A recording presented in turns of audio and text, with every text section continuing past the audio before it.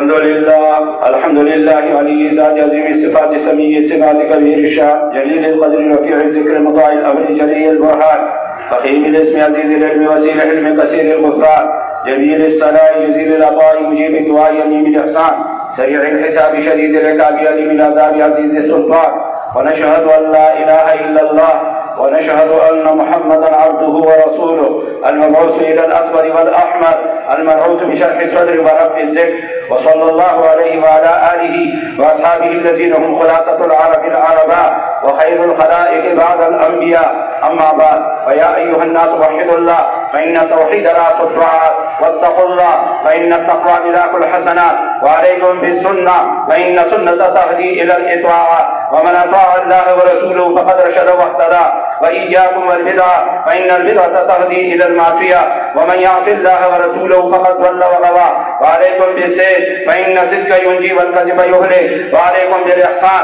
فإن الله يحب المحسنين ولا تقنطوا من رحمة الله فإنه أرحم الراحمين ولا تحب الدنيا فتكون من الخاسرين. ألا وإن نفسا لن تموت حتى تستكمل رزقها فاتقوا الله وأجملوا في الطلب وتوكلوا عليه فإن الله يحب المتوكلين. فادعوه فإن ربكم مجيب الداعين واستغفروه يمددكم بأموال وبنين. أعوذ بالله من الشيطان الرجيم. وقال ربكم ادعوني أستجب لكم إن الذين يستكبرون عن عبادتي سيدخلون جهنم داخرين. بارك الله لنا ولكم في القرآن العظيم ونفعنا وإياكم بالآيات والذكر الحكيم. أستغفر الله لي ولكم ولسائر المسلمين فاستغفروه إنه هو الغفور الرحيم.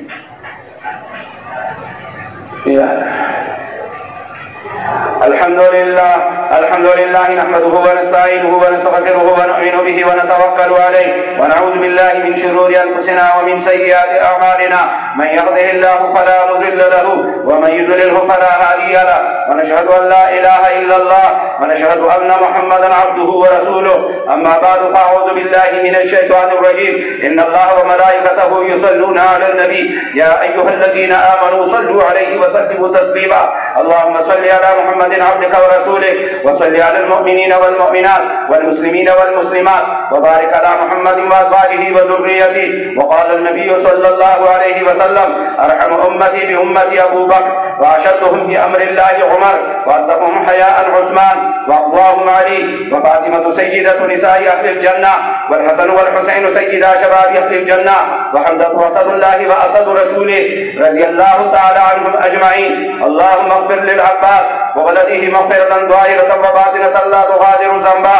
الله في أصحابي لا تتخذوهم من بعدي غرضا فمن أحبهم فبحبي أحبهم ومن أبغضهم فببغضي أبغضهم وخير أمتي قرني ثم الذين يلونهم ثم الذين يلونهم والسلطان المسلم ذل الله فلا من هان سلطان الله فلا زهانه الله.